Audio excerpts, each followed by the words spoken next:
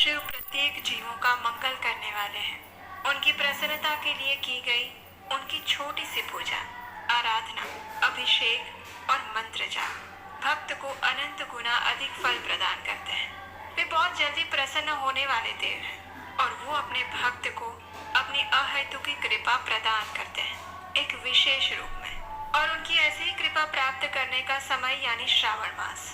तो चलिए श्रावण मास कथा श्रृंखला के आज के इस अध्याय में हम भगवान शिव का गुणगान गाती हुई उन्हीं के द्वारा सुनाई गई श्रावण मास के महात्म्य की सुंदर कथा का श्रवण करते हैं।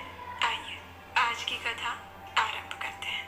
भगवान शिव ने कहा, हे सनत कुमार, 1 करोड़ पार्थिव लिंगों के महात्म्य और पुण्य का वर्णन नहीं किया जा सकता। जब एकमात्र लिंग का महात्म्य नहीं किया जा सकता तो फिर करोड़ लिंगों के विषय में क्या कहना। मनुष्य को चाहिए कि वो करोड़ लिंग निर्माण की असमर्थता में 1 लाख लिंग बनाए, या फिर 1000 लिंग, या फिर 100 लिंग ही बना दे। यहाँ तक कि वो 1 लिंग बनाने से भी मेरी सन्निधि को प्राप्त करता है। षड अक्षर मंत्र से 16 उपचारों द्वारा भक्तिपूर्ण मन से भगवान शिव की पूजा करनी चाहिए।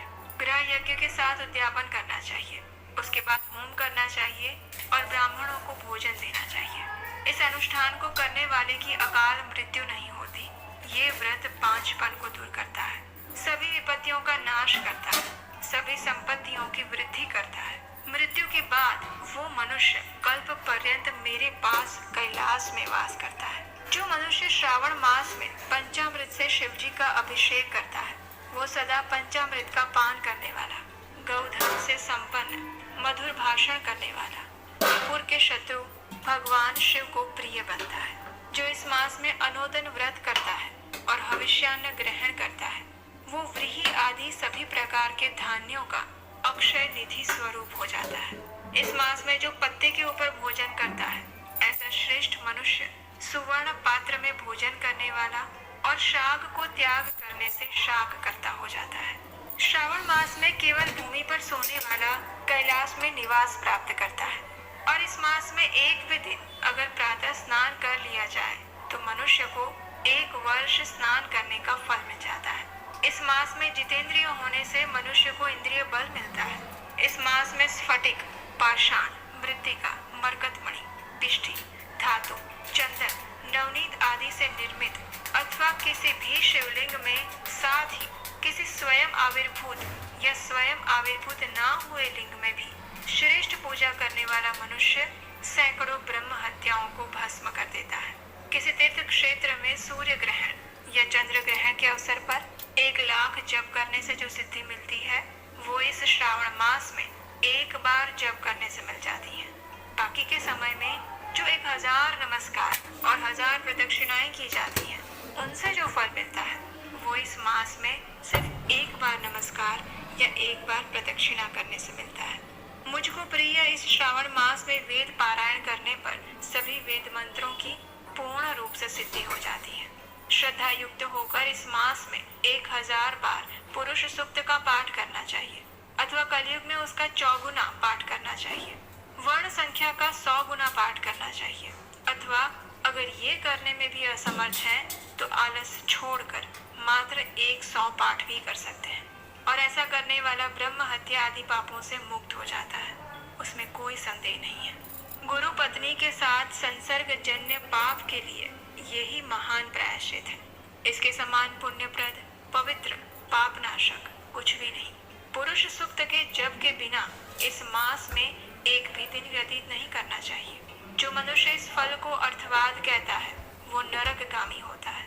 इस महीने में समीधा, चरु, तिल और ध्रुत से गृह यज्ञ होम करना चाहिए। शिव के रूपों का भली भांति ध्यान आदि करके धूप, गंध, पुष्प, नैवेद्य आदि से पूजन करना चाहिए।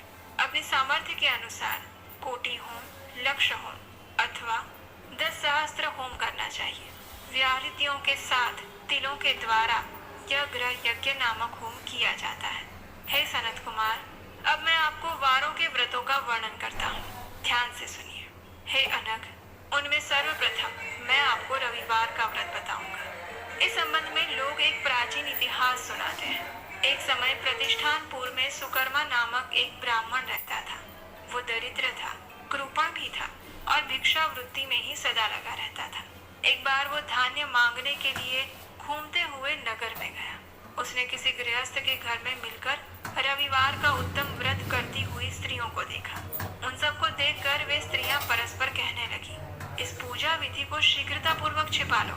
इस पर वो विप्र उन स्त्रियों से बोला, हे श्रेष्ठ स्त्रियों, आप लोग इस व्रत को क्यों छिपा रही हो? आप सभी दयालु स्त्रियां मुझ पर कृपा करके इसके विषय में मुझे बताओ। तीनों लोगों में परोपकार के समान कोई धर्म नहीं। समान चित्त वाले सज्जनों के लिए परमार्थ ही स्वार्थ है। मैं दरिद्र और दुखी हूँ। इस श्रेष्ठ व्रत को सुनकर मैं भी इसे करूँगा।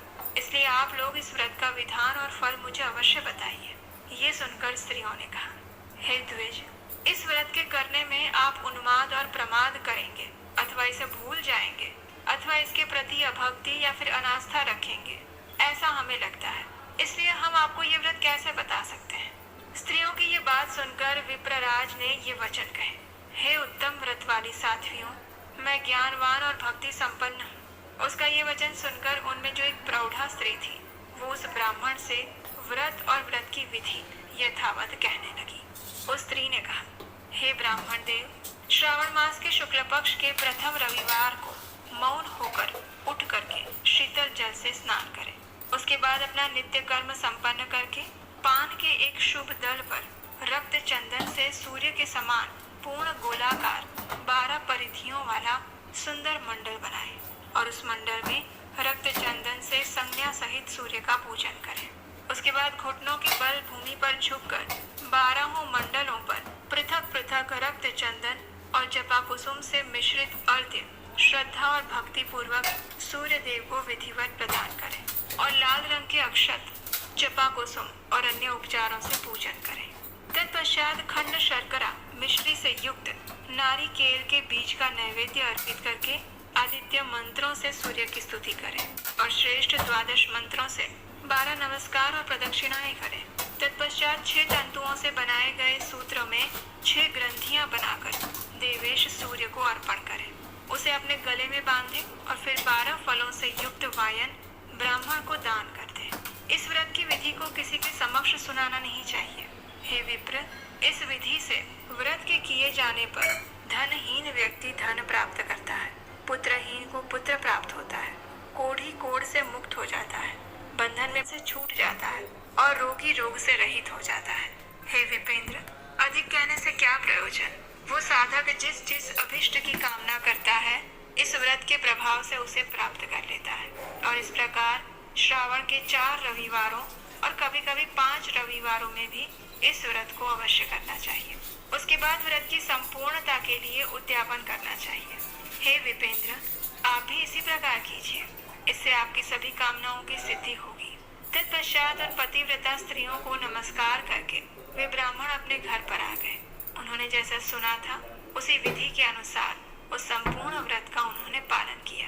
अपनी दोनों पुत्रियों को भी उन्होंने ये विधि सुनाई और उस व्रत के सुनने मात्र से, शिव जी के दर्शन से और उनके पूजन के प्रभाव से वे कन्याएं देवांगनाओं के समान हो गई। उसी समय से उस ब्राह्मण के घर में देवी लक्ष्मी ने प्रवेश किया। वे अनेक उपायों और निमित्तों से धनवान हो गए। किसी दिन उस नगर के राजा ने ब्राह्मण के घर से होकर राजमार्ग से जाते हुए खिड़की में खड़ी उन दोनों सुंदर और अनुपमेय कन्याओं को देखा। तीनों लोकों में कमल, चंद्रमा आदि जो भी सुंदर वस्तुएं हैं, उन्हें वे दोनों कन्याएं अपने शरीर के अवयवों से तिरस्कृत कर रही थी। उन्हें देखकर राजा मोहित हो गए और क्षण भर के लिए वहीं खड़े हो गए। ब्राह्मण को शीघ्र बुलाकर उन्होंने दोनों कन्याओं को मांग लिया और तब उस ब्राह्मण ने भी हर्षित होकर दोनों कन्याएं राजा को प्रदान कर दी। उस राजा को पति रूप में प्राप्त करके वे कन्याएं भी प्रसन्न हुई। वे स्वयं इस व्रत को करने लगी और पुत्र पौत्र आदि से संपन्न हो गई। कथा का समापन करते हुए भगवान शिव कहते हैं, हे मुने, महान ऐश्वर्य देने वाले इस व्रत को मैंने आपसे क्या सुनाया। जिस व्रत के श्रवण मात्र से मनुष्य सभी मनोरथों को प्राप्त कर लेता है, उसके अनुष्ठान करने के फल का वर्णन भला कौन कर सकता है।